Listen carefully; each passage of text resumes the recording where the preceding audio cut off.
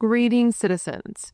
Hey you beautiful, creepy human being you, and welcome to today's true crime episode. I am so happy that you are here. I am so happy that somehow in all of this that we're forced to deal with on the day today you and I were able to find each other on this crazy little planet that we call home. My name is Brittany or Bratterstein, whichever you prefer, and today we're going to be discussing the murder of 20-year-old Holly Bobo.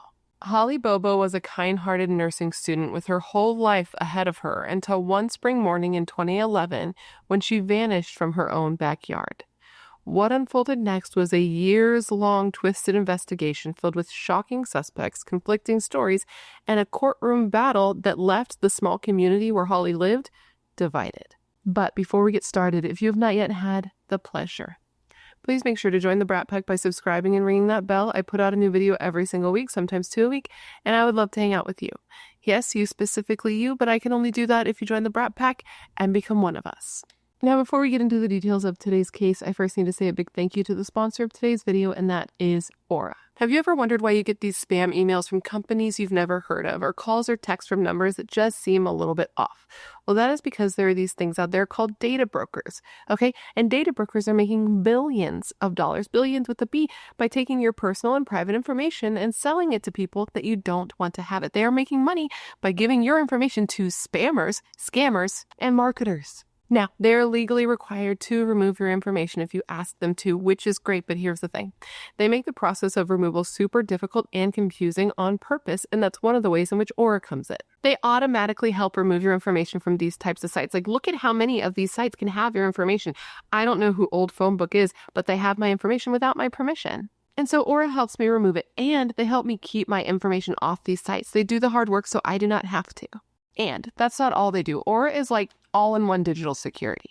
You can get alerts if your personal info is found on the dark web. You can get time fraud alerts for credit and banking. You can get a secure VPN, antivirus, password manager, and more. And if anything does happen, because, life does find a way. Aura has U.S. fraud experts ready to help you 24/7. So you get all the online protection you could ever want or need in one place, and that's why I recommend Aura.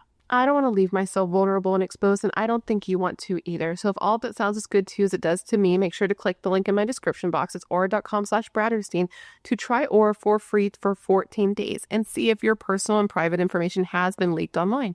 And if it has, let Aura help you put a stop to it today.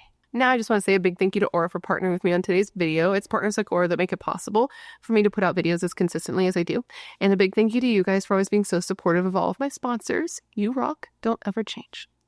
So now, today we're going to be talking about the murder of Holly Bobo. And this is one of my most requested cases. Specifically, it's one case that's been requested the most times by one particular member of the Brat Pack named Vicky. Hi, Vicky. Thank you, Vicky. I have seen all of your comments. And now that I've looked into the case, I kind of knew about it, but not really. I knew the name and certain details. But now that I've looked into it fully, I can definitely see why it has transfixed people. It's the type of case that even once it was solved, it still left more questions than answers. And even though it's been so many years since Holly's death, this case is still now in the media, in the courts, and it still has people asking, what really happened to Holly Bobo? So with that, today I'm going to tell you the entire story of her murder. I read all the things that you do not have to. And at the end of this video, I want you to answer the question of the day, okay? I'm going to give it to you now so you can have it kicked around in your brain as we go through the details of this case. But of course, I want you to answer once we have something to go on, okay? And the question of the day is this. Do you believe that the people who were arrested and convicted for Holly's murder are those that were actually responsible? Do you think the people that were arrested actually committed the murder? Okay, let me know all your thoughts in the comments below because I am curious to hear what you have to say. This is one that is very divisive. And now with all that said, come gather around and let me tell you the story of the murder of Holly Lynn Bobo. Holly Lynn Bobo was one of two children. Her and her brother Clint were born to their parents. This was their mother Karen, who was a teacher, and their father Dana, who had an excavating business.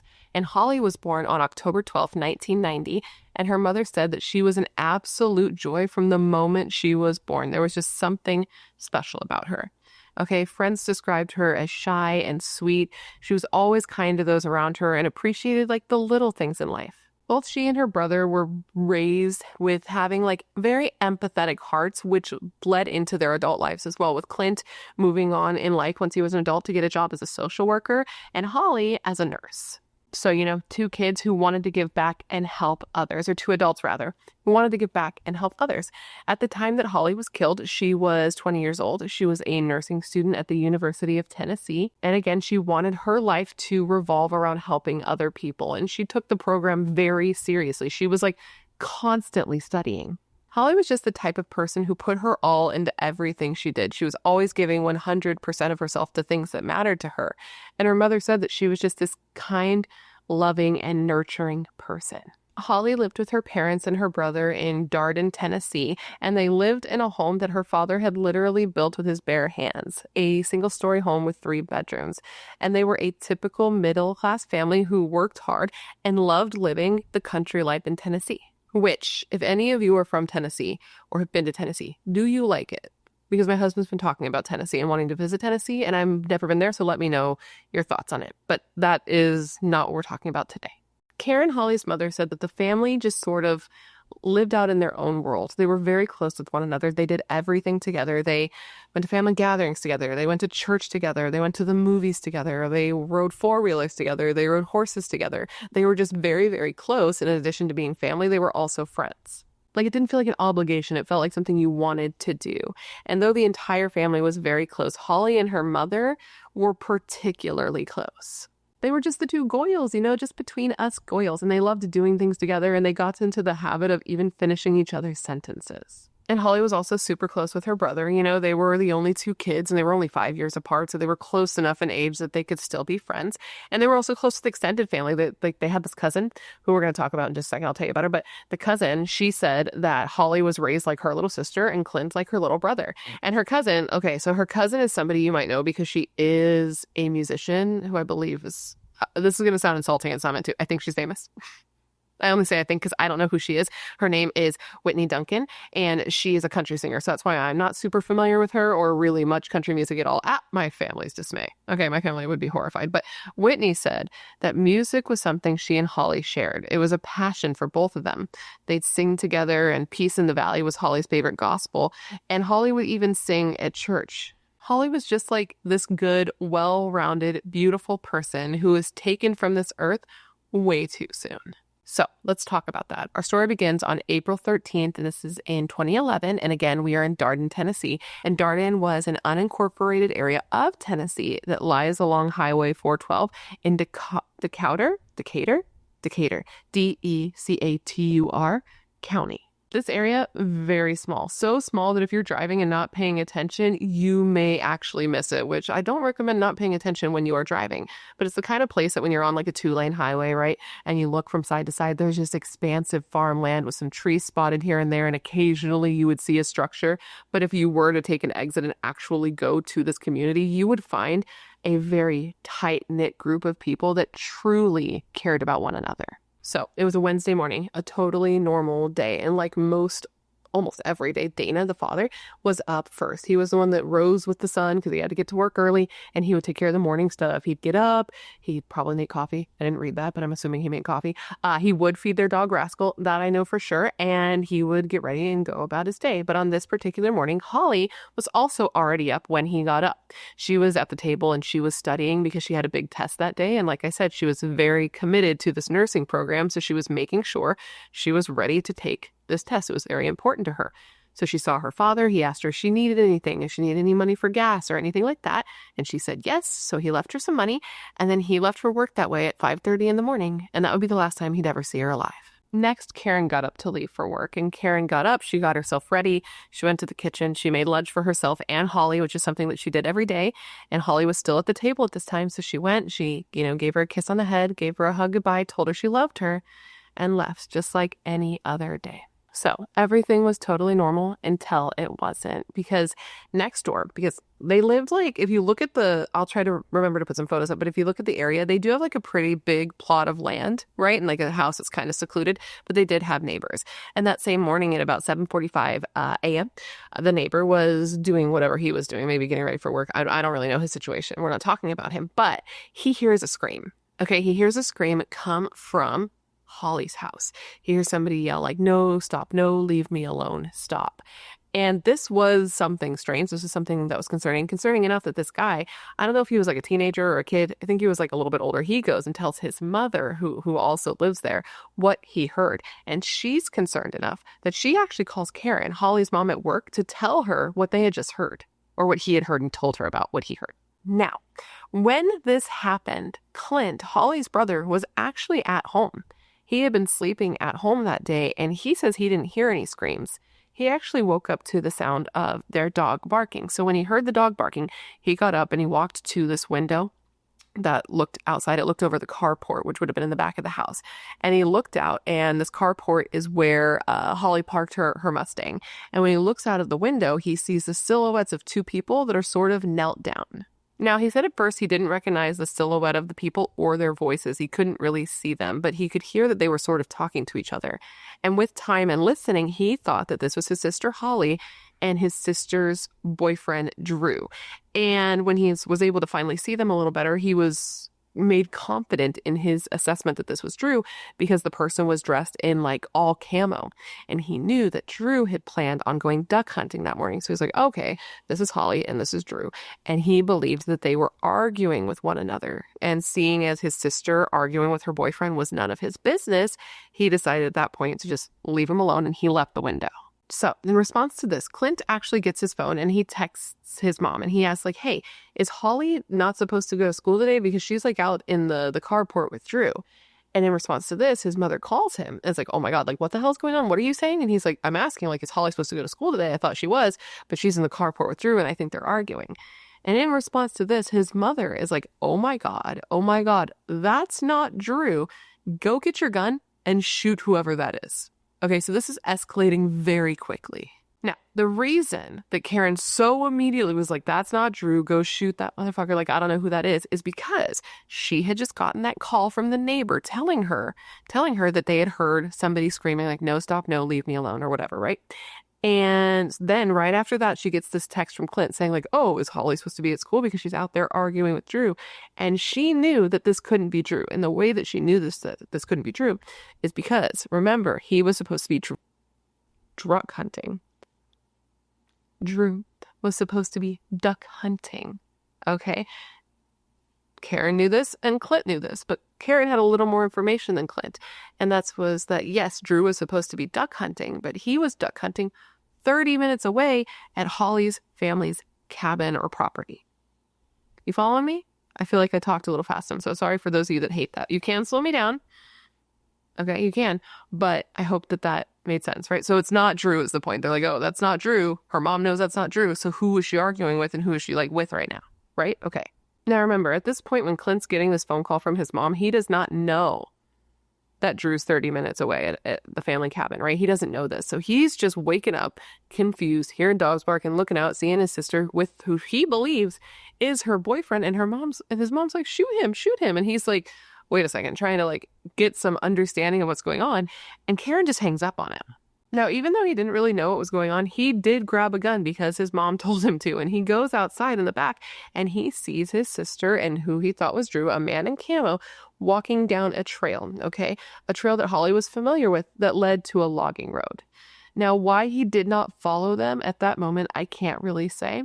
I'm sure at this point in his life, he regrets that decision, but hindsight really is 20/20. So he didn't follow her, and Holly and this person just walked off together into the woods. Now, back at Karen's work, because she works at a nearby school, remember, she was a teacher, she's freaking out. Her coworkers are trying to reassure her, trying to make her feel like everything's okay, but they don't know what she knows, right? They don't know that somebody was leaving with Holly, somebody was fighting with Holly, there was a scream, and that she knew it wasn't Drew. So her and one of her co-workers go outside to try to call for help. So when Karen first calls 911, she is told that she's gotten a hold of Henderson County, maybe because of where the school was located. I'm not exactly sure, but that's not what she needs. She needs Decatur County. So she hangs up with 911. She quickly gets in her car. She drives home just to confirm what's going on. And when she gets there, she finds that Holly is gone. And in a panic, she calls 911 now from her house. So she gets, routed, sent to the right operator. When the operator picks up the line, she immediately yells the address, which was 682 Swan Johnson Road, and she tells the dispatcher that someone had came to her house and full camouflage and took her daughter into the woods. Now, obviously, Dana, who was at work, was contacted and he was told what was going on, so he rushed home. And when he got home, he came to quite a scene. There were people everywhere. The FBI was there. The TBI was there. The U.S. Marshals were there. SWAT was there. There were people all over his property. Now, unfortunately, despite so many people being there, they really weren't able to get much evidence. Like, they were able to get some footprints, some foot impressions, but you need a shoe to compare it to, so it's not super helpful unless you get a suspect. And they were able to find some blood. They found some spots of blood that were in the carport where, Holly had her Mustang parked and where her brother had seen her kneeling down with whoever took her. Now, it wasn't a ton of blood. It wasn't the amount of blood that would make you think that something life-threatening had happened in that place in that time, though any amount of blood is concerning when there's an abduction. But they did determine that it was Holly's blood, and there was one larger spot of blood surrounded by a couple of smaller spots. And that was pretty much all they were able to get in terms of evidence. But that didn't mean they didn't have anything to go on, because they could tell by the scene some things. Like, okay, they were able to tell based on the time the person got there and just the location of Holly's house that whoever did this was somebody who was familiar with her and familiar with the family's routines in general, because of the fact that they showed up right in that window between Holly's parents leaving for work and Holly leaving for school, which wasn't a super long window. So police believe that whoever came and took her specifically came to take her when Holly would have been leaving the house to go to school, which meant that they knew her routines, which meant that they probably knew Holly. Now, as I said, Darden was a small place, but it was a place that had a great sense of community and a great group of people that really cared about each other. And apparently, I didn't know this, but Tennessee is referred to as the volunteer state.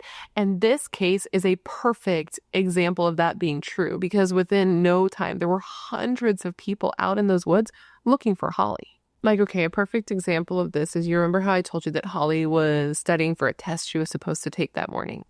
Well, while all of this is happening at her home, over there at her school, her teacher gets alerted as to what happened. So class is happening. Her teacher goes outside for a second. And when her teacher comes back in, the teacher tells the class that something terrible had happened.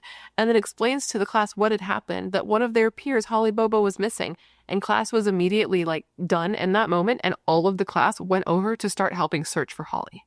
There were cops everywhere, there were dogs on the ground, helicopters in the sky, ATVs and horses going through the woods, divers in the ponds and rivers, and busloads of people were being dropped off to take part in the searches that were focused from Holly's home up to the I-40, which was a distance of about 8 miles, okay? M&M, bomb spaghetti. Now, I mentioned that they were searching an 8-mile area, right, from Holly's home to the I-40. Well, the I-40 was north of Holly's home. And the reason that they were looking at that area and the reason that phone just slipped out of my mouth in that way is because they were tracking Holly's phone. I have to imagine that she was on her family's cell phone plan for them to get permission to do this so quickly, because we do see cases where you're like, just check the phone, and you can't because it's like a whole thing. But anyway, they are tracking Holly's phone, and they see at the time that she went missing, she went north to the I-40, and they could tell that she wasn't on foot because she was moving at 30 miles an hour. So she was likely in a car, and not in her car because her car was still in the carport. Okay. Now, if Holly went where they believe she went based on her phone data, that would have put her on Highway 641.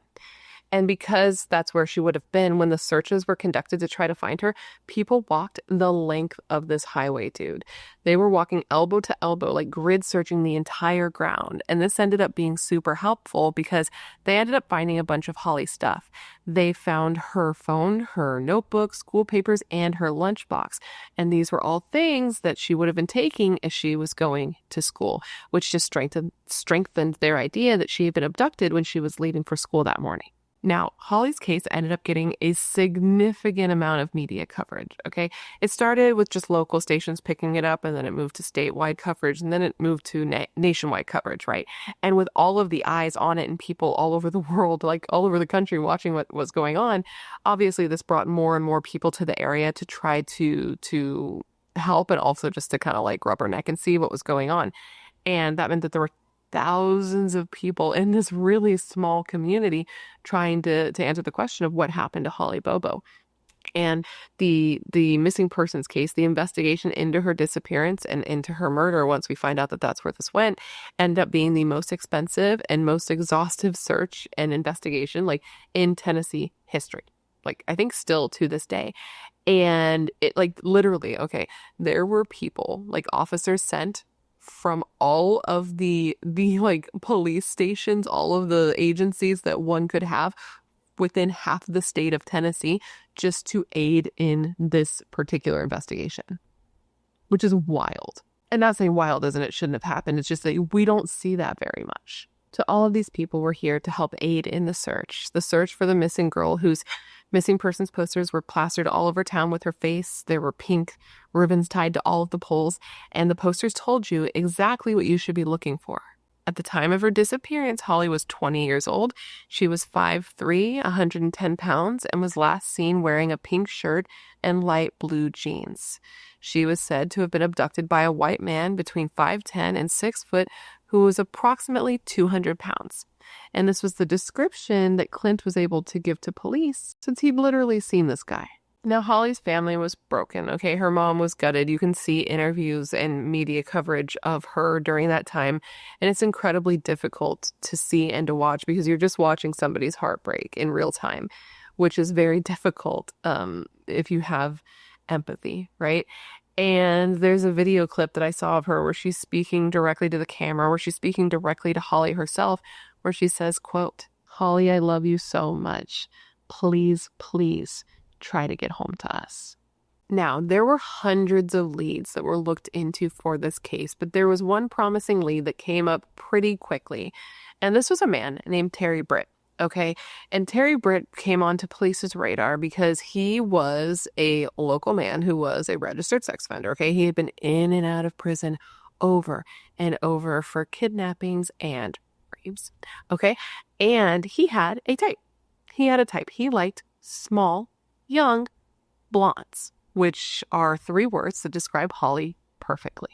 He also lived close by to where Holly lived and lived close by to where some of her items were found along that highway.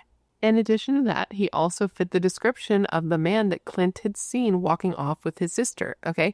He was about 5'10" to 5'11". He weighed about 200 pounds, and he also knew the area, okay? He lived at the end of the room where Holly's stuff was thrown, and he had a history and type that fit Holly.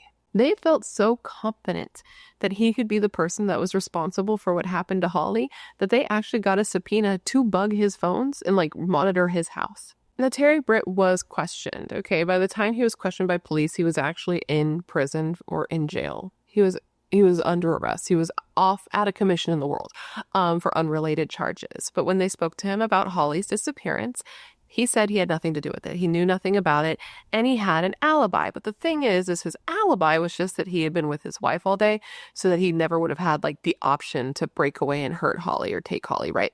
But the problem with that alibi is that the lead investigator at the time, who does end up being taken off the case, which we will get into later, well, he looked in to Terry Britt's alibi. And the thing is even though he said he had been with his wife, when they looked at his phone records, they found that on the day that Holly was being taken, he called his wife, and they had a phone call that lasted 3 minutes. And it's like, if you were with your wife the whole time, why would you need to have a phone call that lasted that long? These are the questions he was asking and not getting answers for. Now, moving past that, even though Terry had his alibi and said he had nothing to do with what happened to Holly, he did talk in hypotheticals about who may have hurt Holly and why. And the talking in hypotheticals is always a little jarring to me. It's like O.J. Simpson with his freaking book, like, If I Did It. And it's like, okay, Nordberg, we know you did it. Not saying that Terry did it, but I'm saying that O.J. did do it, allegedly. But anyways, Terry said that whoever took Holly was likely someone like him. Someone who looked at Holly and saw nothing but a little toy. And somebody who wanted to take her to use to fulfill their fantasies. He said that Holly was young, pretty, almost had a perfect body, which I found to just be rude, and that whoever it was who saw her that wanted her would want to snatch her up and get her to the next location as quickly as possible because, quote, he's wanting that body. He said that whoever had done this, once they had done with Holly's body what they wanted to do with it, used her as the toy that they saw her as, they would then be snapped back into reality and realize, like, I've got a girl here. I have a girl here, and you have to weigh your options. You're like, okay, if I keep her, I have to feed her, and I have to hide her. So you start thinking of what you should do instead of that, which are just horrible options to consider. Now, even though some of the investigators did believe that Terry was responsible, one to the point that they ended up being removed from the case for having tunnel vision, there was no real evidence that linked him to Holly's disappearance. So they had to just clear him and move on. And I don't know if I'd say that they should have cleared him based on the information that we know, right? Because they probably know a lot more, and maybe they have something definitive that made them go, okay, like he didn't do it. But from what we know, from what's been released, it's like maybe keep looking at other people, but maybe don't just, completely exclude him. But that's what they did. They cleared him. They moved on. Now, I clearly wasn't the only person who thought this, because that cop who ended up getting taken off the case could not let go of the idea that Terry Britt was responsible for what happened to Holly. So he actually reached out to like an old friend / coworker of his that was still working the case and asked him, like, listen, man, I think this guy did it.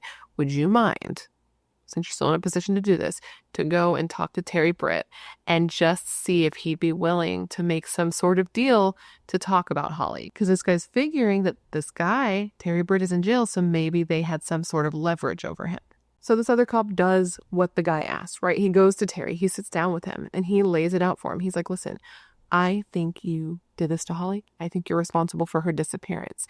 I think you are a sociopath who has an issue with women. And Terry allegedly said to this guy in a very straightforward way, quote, sounds like you have it all figured out. I'll plead to it and you can close the case. And according to these officers, Terry Britt said that he would confess to murdering Holly Bobo in exchange for a sentence of just 20 years. Now, this cop says that when he got up to leave, Terry offered to take him to show him where Holly's remains were. He was vague about it, but that's basically what he was saying, allegedly. And so this guy left, and why he didn't jump on the opportunity to just go right then in that moment with Terry to wherever Holly's remains were in this situation, I don't know. I don't know how the inner workings of policing go, right? I'm sure there's some sort of pecking order when it comes to who can just take a prisoner out of jail to go and recover a body. But reportedly, this is what he's saying that Terry is offering.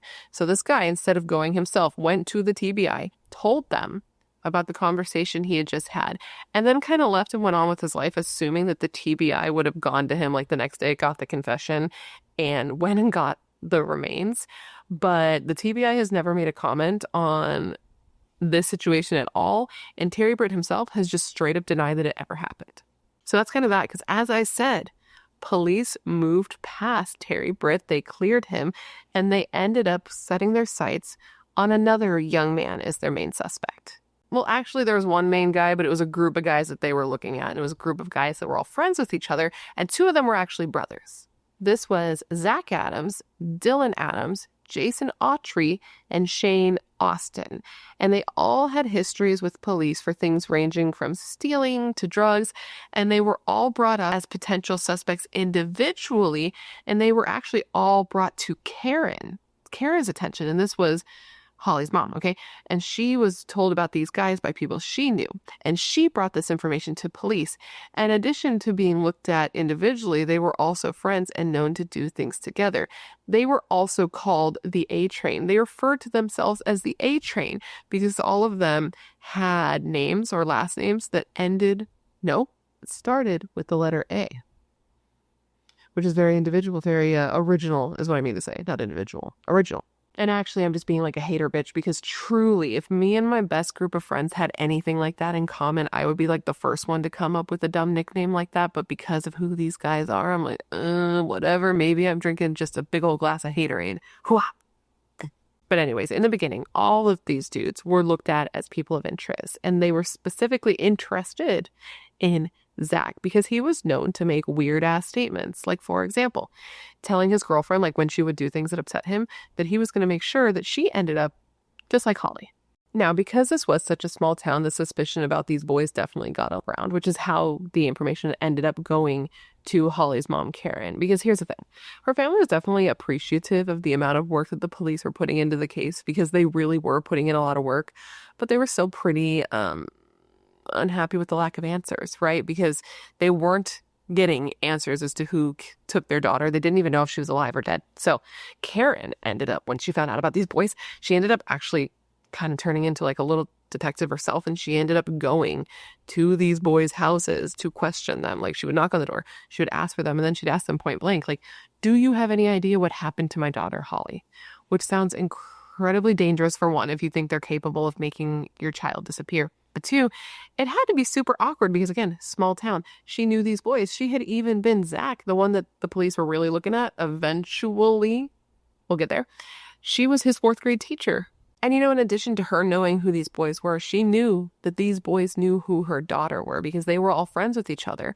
And she knew firsthand that Shane knew who her daughter was because before Holly was killed, Shane had seen Holly become acquainted with Holly at a raccoon hunting festival, which I did not know that was a thing, but it makes me very sad because raccoons are so cute with their little hands. But apparently there's a raccoon hunting festival in this area, and he saw Holly, and he didn't just see her, he became infatuated with her in that moment. He like followed her around and was like pretending to take a phone call, but was really like taking her photo, which is a weird thing to do.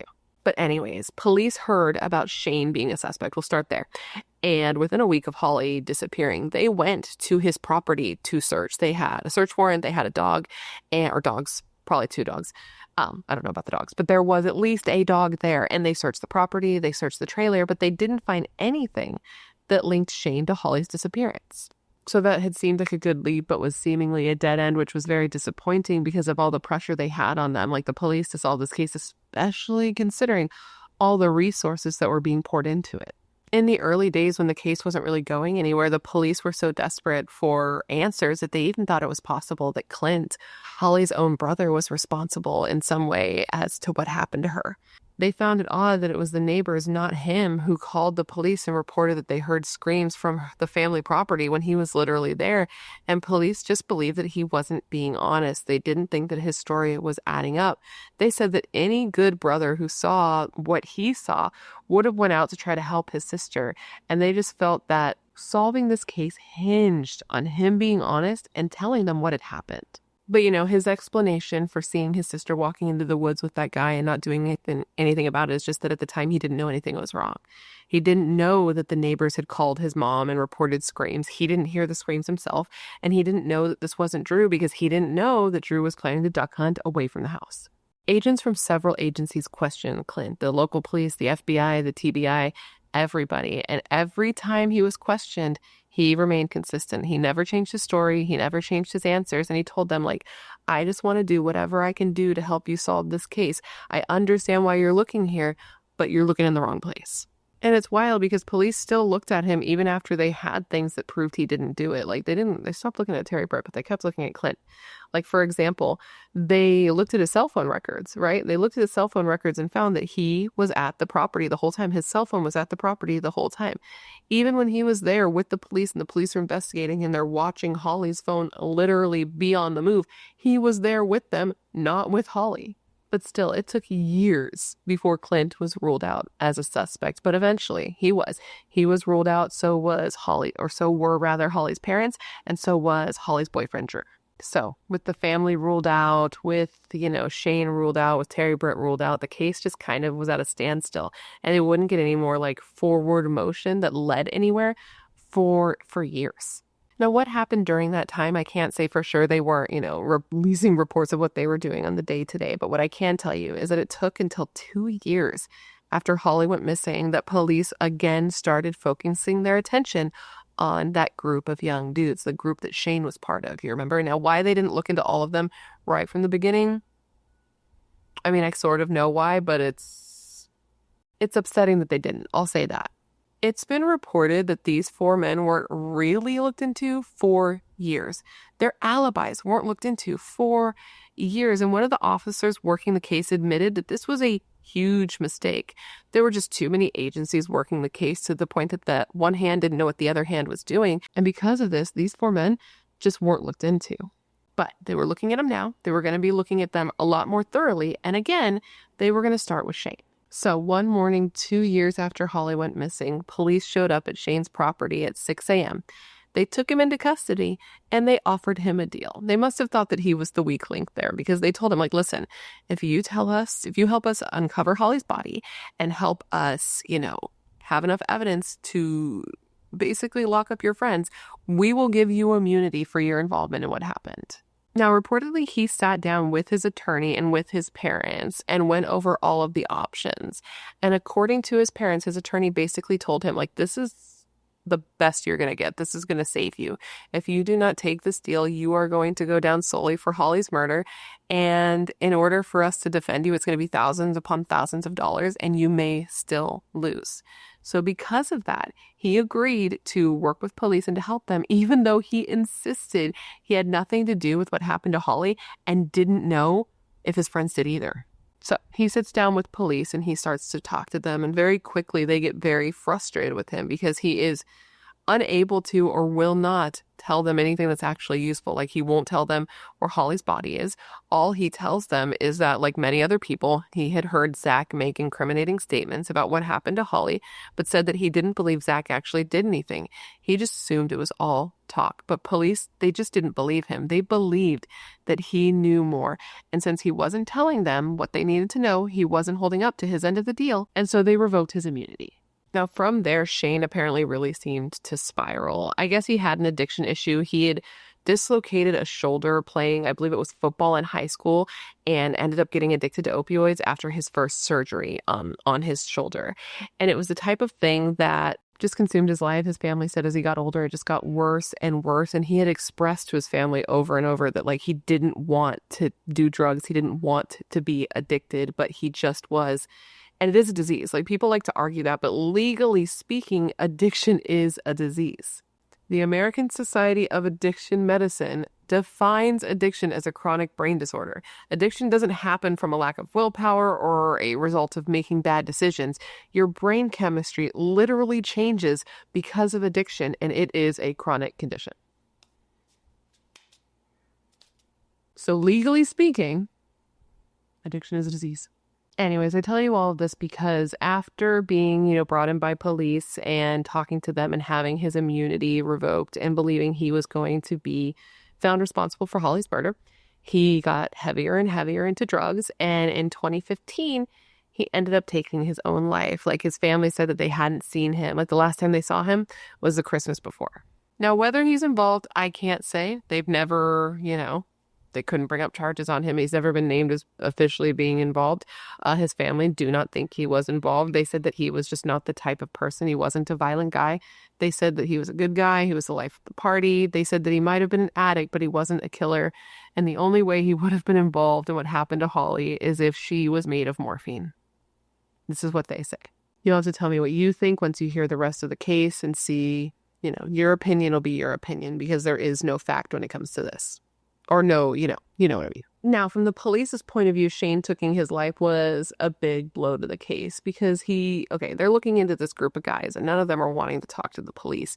So Shane was their one witness, really, like reluctant witness for sure, and one that didn't really seem to know anything, but the witness they had. So him taking his own life was like, damn, that's a big blow. Like, our number of people we can talk to is dwindling down quite a bit.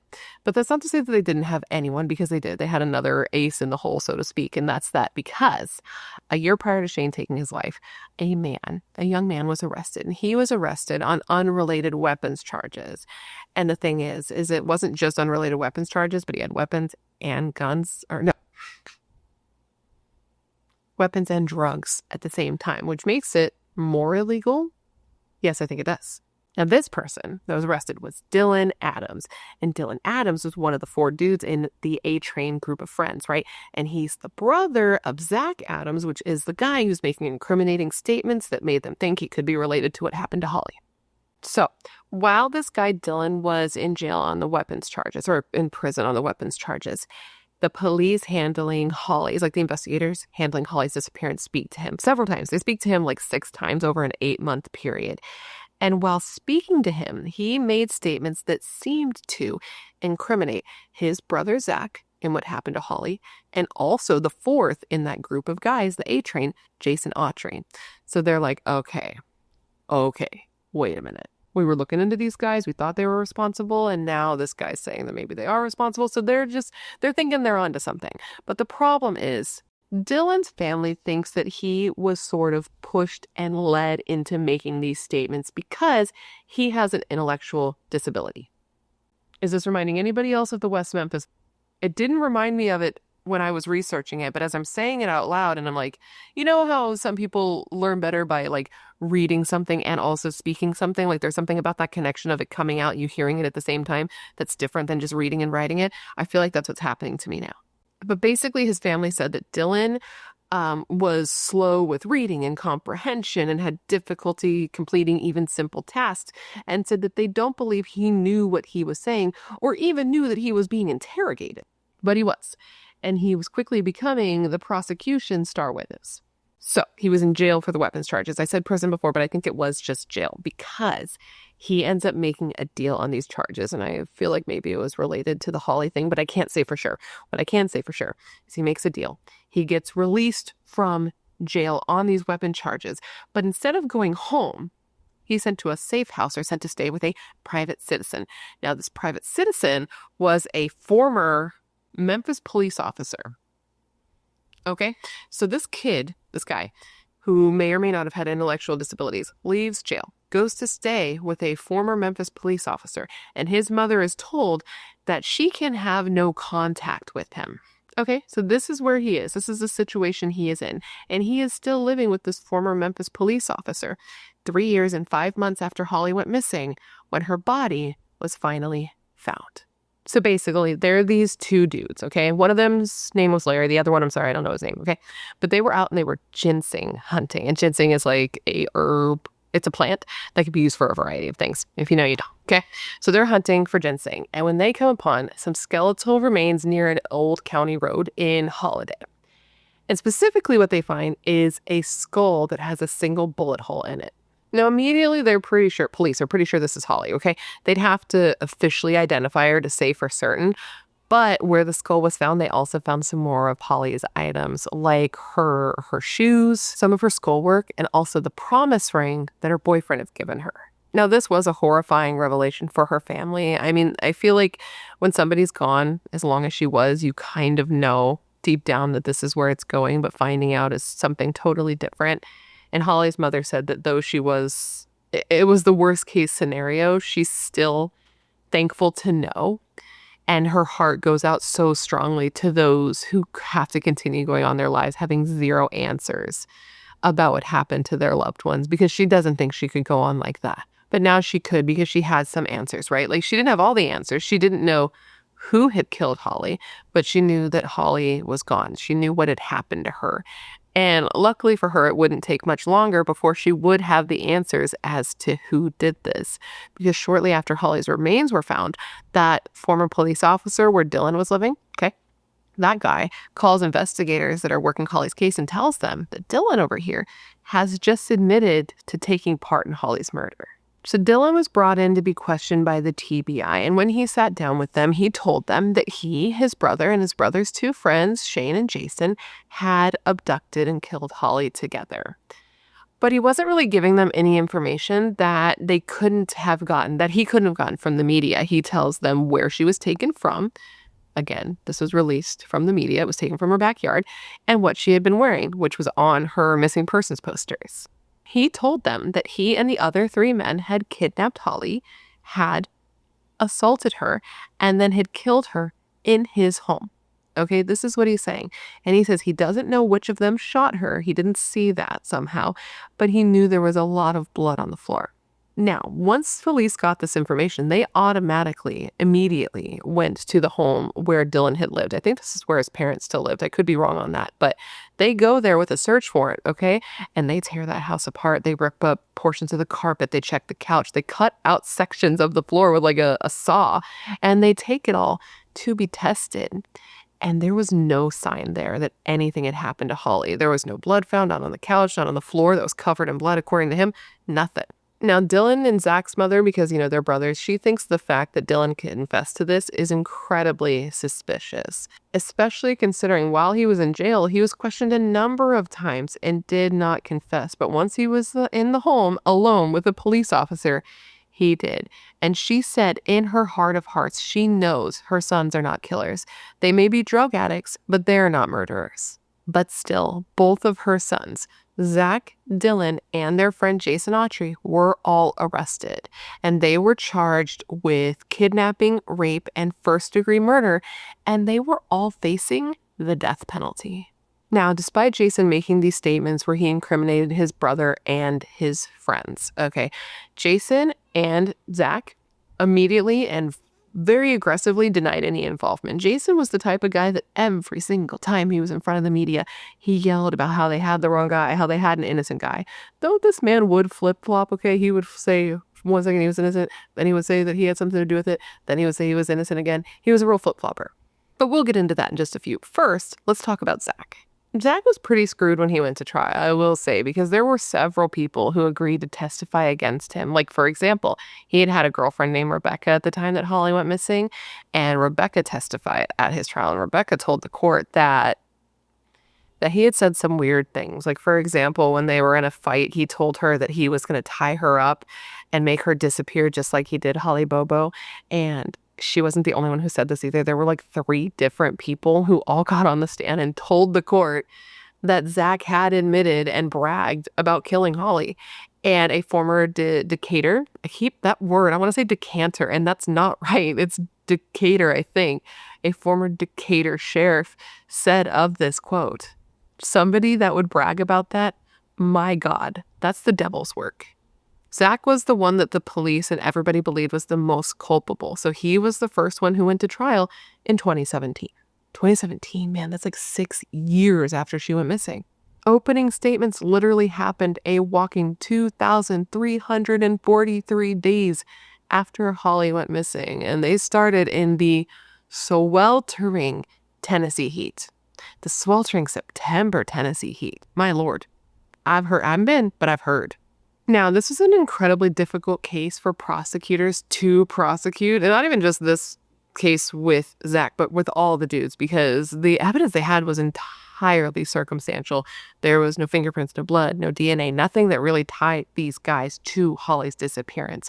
All they really had is that Holly's cell phone pings were near the Yellow Springs area, which was near Shane's home, and that Zach's phone was pinging relatively in the same area.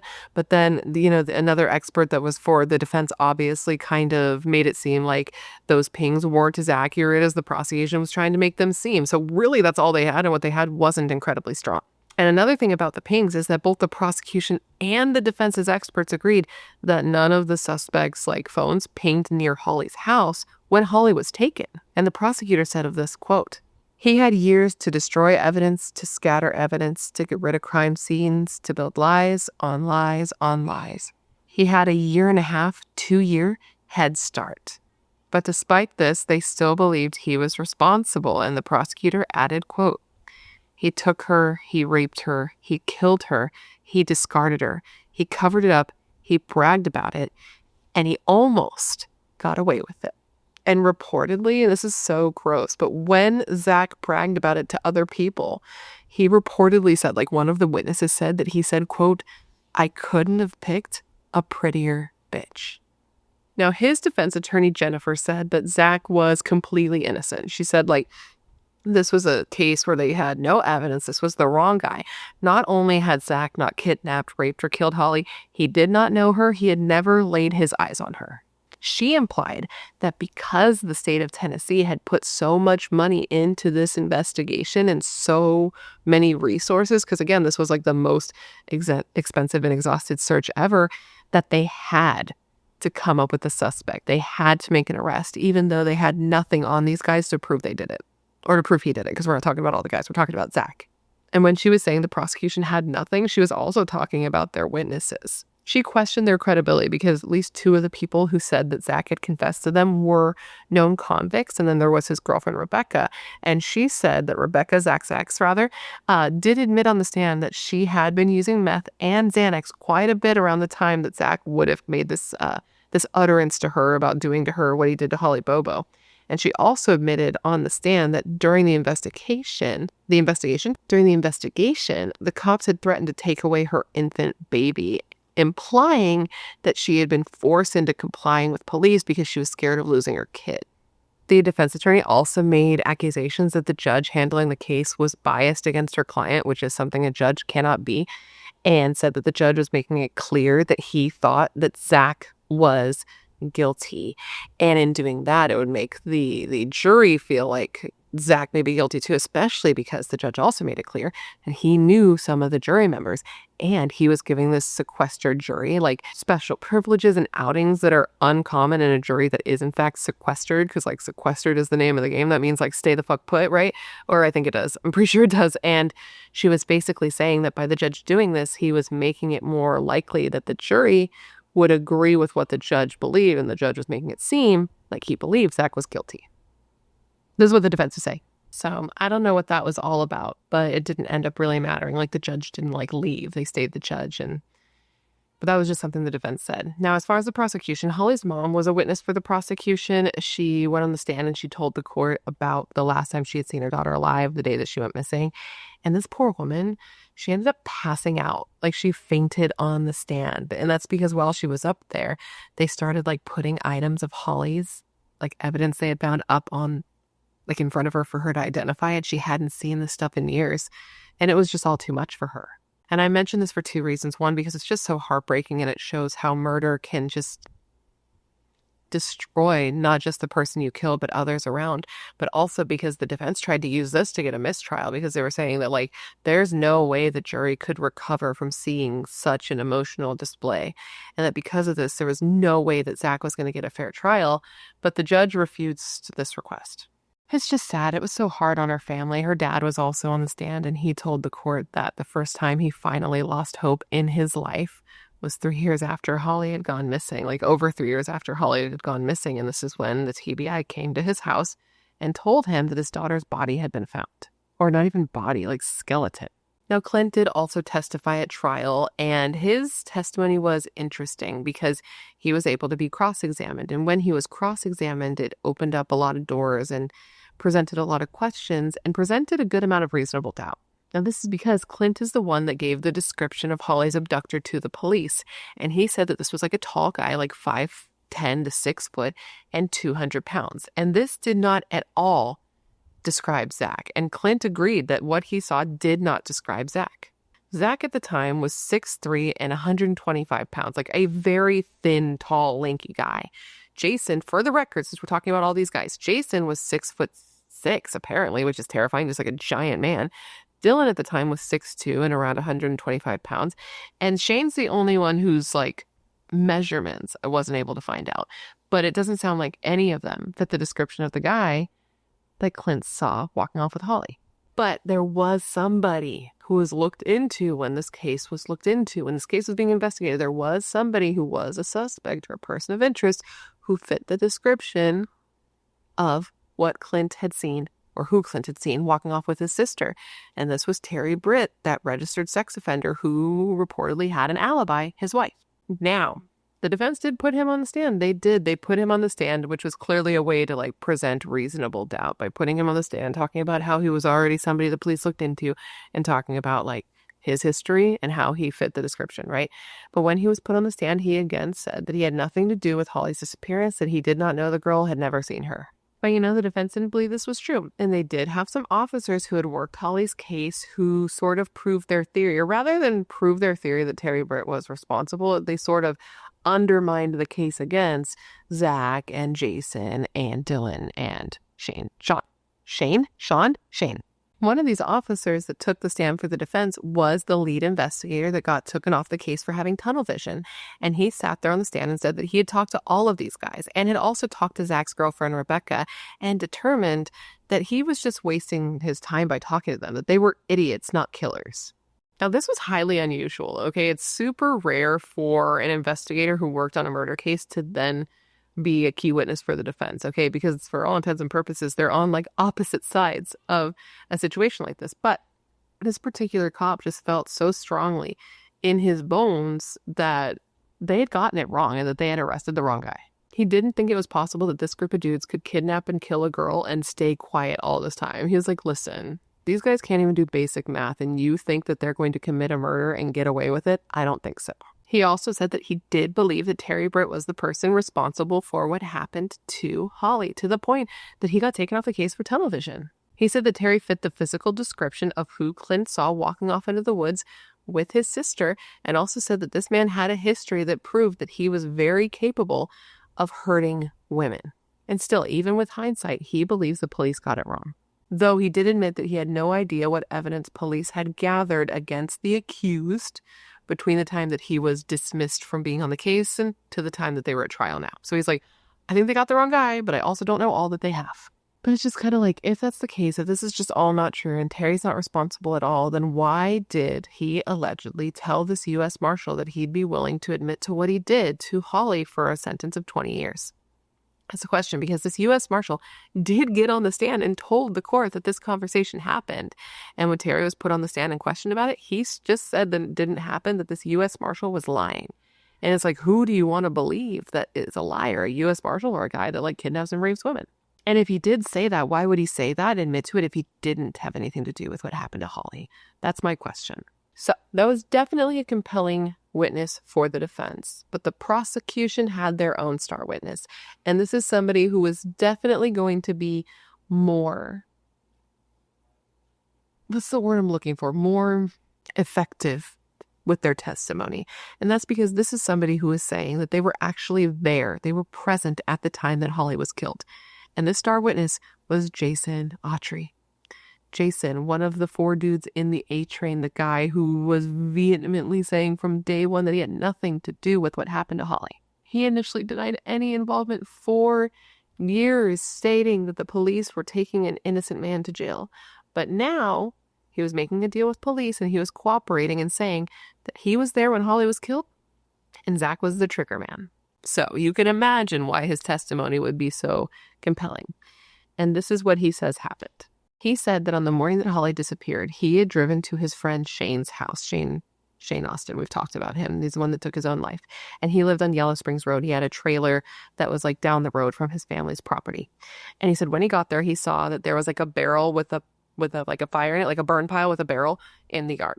He says he got out of his truck and he saw that Dylan was the intellectually disabled guy who was living with the police officer who confessed, right? That Dylan was standing in the doorway shirtless and Shane was pacing around the yard without his shirt, talking about how everybody needed to get out of there, and he had a gun in a holster on his hip and saying that everybody needed to get the fuck out of his place. And this is when Jason says he found out that Dylan, Zach, and Jason had abducted and raped Holly Bobo. He said that once he was there, Zach asked him if he would help bury Holly's body, and Jason said he agreed. What a good friend. So they get her body's wrapped up in a blanket, it's put in the bed of the truck, and they start driving. And they end up driving down a long, winding Tennessee road that went along the river. And while they're driving, Jason says he thought to himself, like, oh, we don't have any shovels, we don't have any pickaxes, we have no way to bury this girl. He says he brought this to Zach's attention, and Zach seemed lost, like he didn't know what to do. So Jason told Zach he had an idea. I guess like sometime prior to Holly being killed, he had been under the Interstate 40 bridge and he had seen a body floating in the water there. And it gave him the idea of disposing a body there, because the only thing that made this particular body that he saw rise to the surface was the intestines. This is what he's saying. So he says that these 2 men drove to a spot near the Tennessee River, and their plan, I'm so sorry to tell you this, was to gut her and put her in the deep end of the slough, which is like a wetland area, with the hopes that turtles would just eat her body. He says that they then took her body out of the bed of the truck. She was still wrapped in this blanket, and they laid her on the ground. And that's when Jason, realized that Holly was still alive, because she let out some sort of sound. It wasn't really talking. It was just like a guttural sound. And in response to this, he went up to Zach and said, quote, "This fucking bitch is still alive." And then proceeded to tell Zach, like, this girl's alive and she's heard my voice and she's heard me talking and she knows my name. Like, we need to take care of this. He said that Zach then went to the vehicle and he grabbed a pistol that had been on, like, I believe the floorboard. And I guess this was Shane's pistol. And this is a pistol that later was found in a drainage ditch, like months before Zach went to trial, right? So he gets this gun. And then while Jason keeps watch, Zach walks over and shoots Holly once.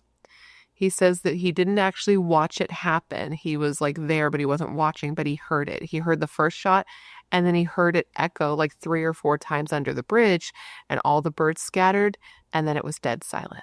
He said that after Holly was shot, they didn't leave her in the water. I guess they heard the sound of like a motor of a boat, and they got worried that they'd get caught because they had just fired a shot, and now there's a boat. Maybe somebody would hear them or see them. So they left. And Jason says that Zach was driving the truck wildly before taking Jason and dropping him back off at his vehicle. Now, that story seems pretty incomplete, right? That was my first thought. I was like, that doesn't seem like a full story about what happened here, but this is what he was saying. And there was some evidence that corroborated his story. Like, for example, there were phone records that showed that Zach and Jason had definitely been talking to each other the morning that Holly was killed. But on cross-examination, the defense raised some interesting questions, like the fact that since the cell phone records were like up for conversation, they were also able to tell that morning Jason, like at the time that they would have been killing Holly, Jason had taken phone calls both from his girlfriend and his mother. So in the midst of actually committing a murder, he somehow had time for that. On top of that, Jason mentioned that when he pulled up to the house, there was a burn pile going with like a barrel and a fire in it, like actively burning. But Shane's mother said that there was no burning barrel on the property at that time. She also noted that Jason said when he got there, the gate, I don't think I mentioned this, but he said that the gate to the property was open so he could just like go in, right? Well, Shane's mother says that at the time that Holly disappeared, there wasn't even a gate around the property, that this was added later, like months later, when Shane got a puppy. The defense also pointed out that though Jason's story seemed to cover some of the bases, it left a lot of questions unanswered, like who was the person who actually came to Holly's house and abducted her that morning? That wasn't answered. And then there was a bunch of other things that he just didn't really address. And this matters because the police don't have any evidence that actually links Zach to this murder, anything concrete. All they have is a testimony of a known criminal who's facing similar charges to Zach, but is cutting a deal. Now, my little opinion here, okay? I don't always give my opinion, but I have an opinion here, and it is this. I don't really believe what Jason says. Like, I watched his testimony and I don't believe he's being honest. And that's not to say that I don't believe that Zach and he had anything to do with what happened to Holly. But what I do think is that if this group of dudes are responsible for what happened to Holly, I think Jason was a lot more involved than he is admitting to, for sure. That's my opinion, but the defense pointed this out too. The defense pointed out that his story didn't really make sense, and they pointed out that Jason, had admitted that he had been heavily using drugs at the time that this murder would have happened, and his memory was spotty. But Holly's family does believe that what Jason said is the truth. They thought his testimony rang true, and they thought that what he was saying lined up with the prosecution's evidence. And the judge also said of his testimony, and I quote, "His testimony was some of the most credible and persuasive testimony I've ever heard given in a courtroom." So who the fuck am I? To close out the case, the prosecutor said that Zach's cell phone pings, his bragging about the murder to people in his life, and Jason Autry's testimony proved that Zach Adams had killed Holly Bobo. So, after an 11-day trial and 11 hours of deliberation, the jury came back with their decision, and the judge warned everyone in the courtroom that they needed to keep their emotions in check when the verdict was read. And when the verdict was read, they had determined that Zach Adams was guilty of Holly Bobo's murder, and he was up for the death penalty. And this was something that Holly's parents were okay with. Holly's mother said that there would never be any punishment that was serious enough for what he did, and Holly's father said he didn't deserve to breathe the air he was breathing now. But once convicted and facing the death penalty, Zach decided to make a deal that Holly's family agreed to, where he would verbally admit to what he did to Holly, and in exchange he'd be given life in prison without the possibility of parole, plus 50 years. I don't know if I've ever heard of anybody making a deal for their sentence after being convicted. I find that to be a little bit strange, but this is what happened. During this legal process, he only spoke once. He didn't speak at his trial. He only spoke at his sentencing hearing. And that was just when he spoke to let the court know that he was accepting his deal. Now, during this hearing, Karen, Holly's mother, had the opportunity to finally speak to Zach directly. And before doing so, she made sure that he looked her in the eyes and that she had his full attention. And then she said to him, in part, and I quote, "I know that my daughter fought and fought hard for her life, and I know that she begged for her life because my daughter loves and enjoyed life. but you chose to take that from her, and you have shown absolutely, absolutely no remorse for anything that you have done. So Zach is in prison, and we're going to talk about him again in just a second because he is the reason that this case is in the news yet again and in the courts yet again. But first, I want to talk about Jason and Dylan because Dylan is the one who admitted first that they were all responsible, which is what got Zach into trial in the first place. And Jason, as we know, admitted that he was there when it happened. 4 months after his brother's conviction, Dylan Adams took a plea deal as well. He pled guilty to the lesser charge of facilitating murder, and for that, he is facing 35 years without parole. So he is also in prison. And then we have Jason. It took another 3 years, but Jason also pled guilty to lesser charges related to Holly's kidnapping and murder. And due to the amount of time he'd already been incarcerated, he was set free immediately. What a deal. But it didn't take long for him to get arrested again in another county on weapons charges. So he gets out, he gets away with maybe being involved in this, and then immediately is right back in prison on weapons charges. A lot of people think he got off way too easy for his involvement with the sheriff, his name was Keith, saying of Jason and his deal, quote, "The state had to make a deal with the devil to get Zach Adams prosecuted. In my opinion, all 3 of them should be hanging in the big oak tree on the backside of this courthouse." So that's them. Now let's get back to Zach since he is the one currently making moves, as they say.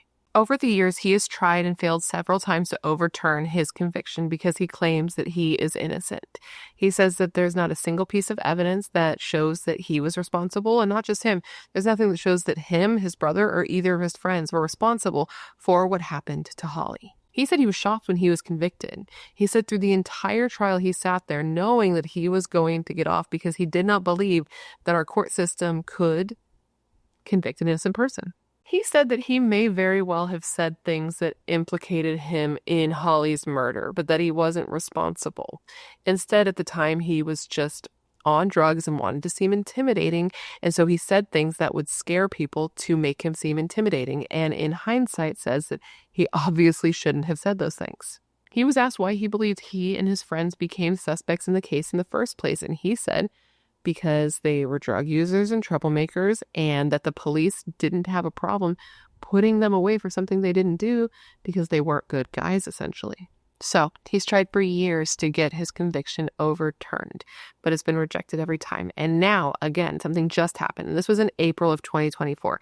He was in court again with a new attorney, and again, he's trying to get his conviction overturned, or basically just to get a new trial. In doing this, he's being helped by a woman named Katie Spirko, and Katie is a neuropsychologist, and she's been re-examining the case. She was initially brought in by Zach's attorney to assist in looking over the case file, watch the testimony and see if anybody was there that she thought was lying. And I guess she is trained in questioning people and getting accurate responses and being able to tell the difference between the truth and a lie.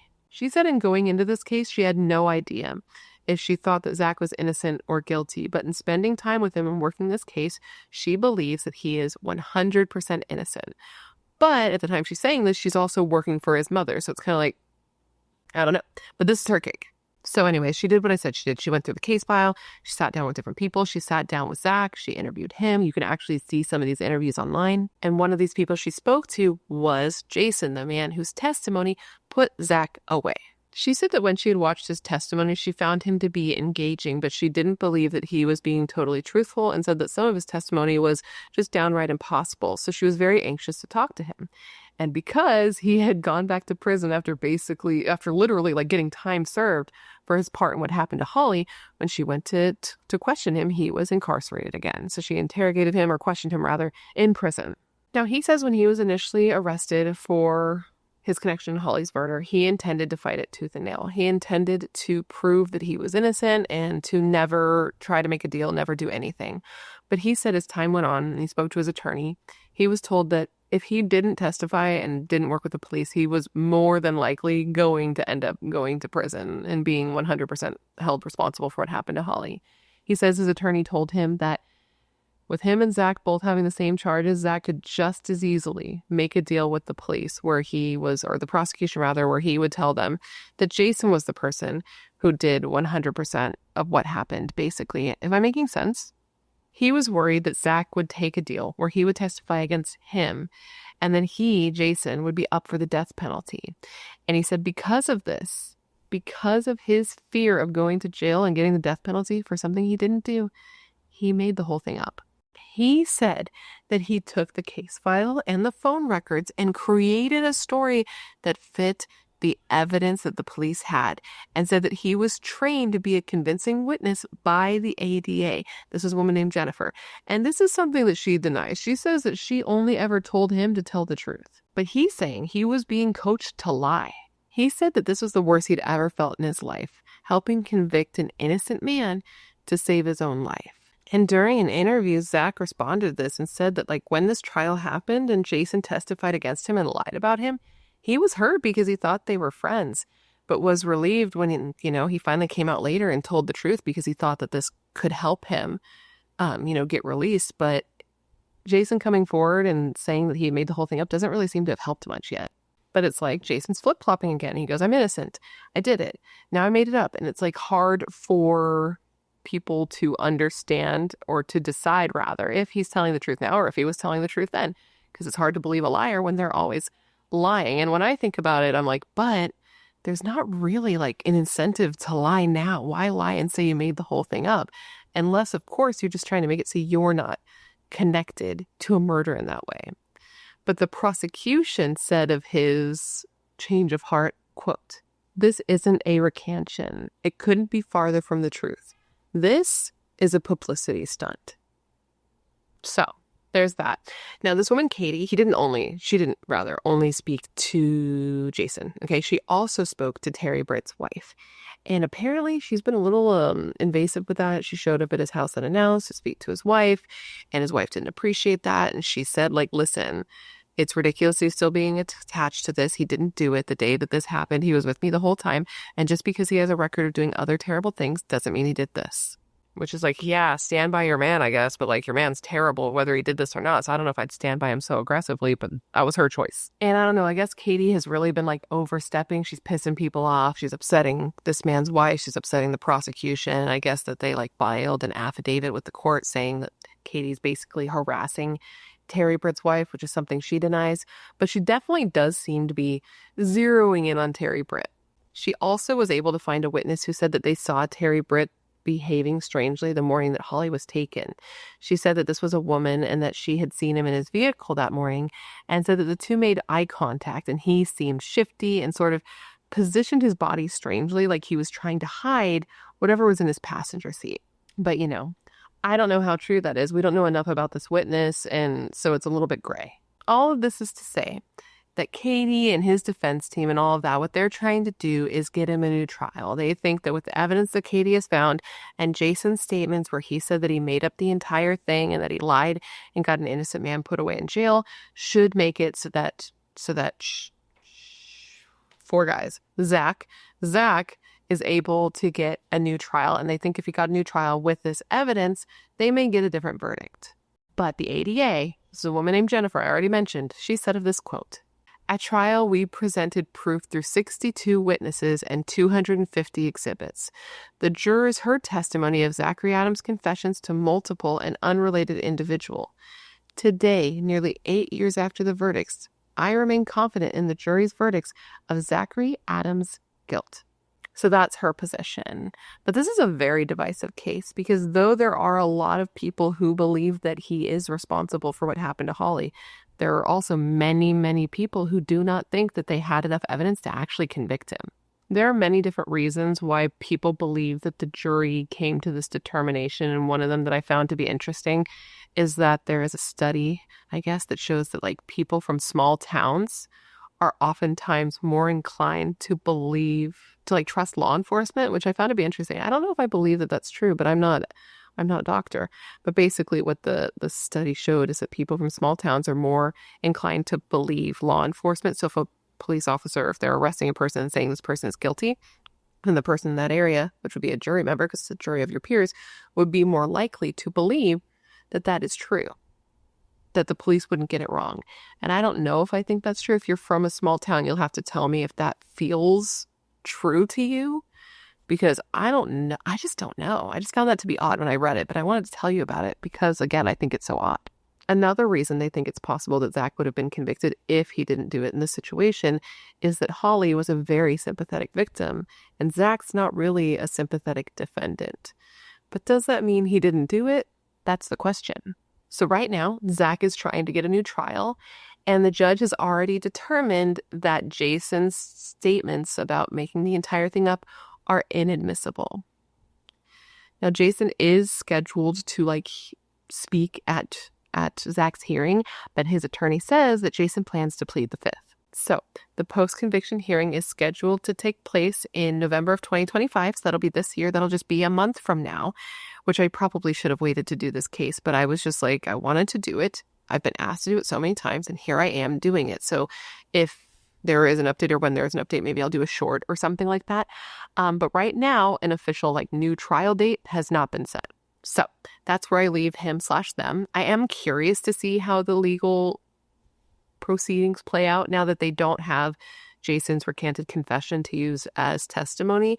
I don't know what else they're going to have. I did read something that says that they had found video footage that showed that Zach was at an ATM at the time that he was supposedly killing Holly, which if that is true, that would be interesting, but we just don't know enough yet. What we do know is that Holly is gone, and it has changed everything. It has changed so many people's lives. And her mother said of this, and I quote, "Before this happened to Holly, we lived in what we thought was one of the safest communities. The day that Holly was abducted, not only was something taken from us, it was taken from our whole county, community, and the surrounding counties."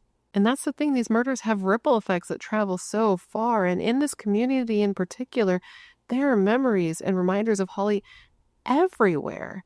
From the stretch of Tennessee highway that was named for Holly, the Holly Bobo Memorial Highway, complete with a pink ribbon tied around the pole, to Holly's cousin Whitney, who wrote a song to honor Holly, to the scholarship for nursing students that her family created, to the Holly Bobo Act. Tennessee lawmakers overwhelmingly passed the Holly Bobo Act, which raised the age for endangered children to 21, which is huge.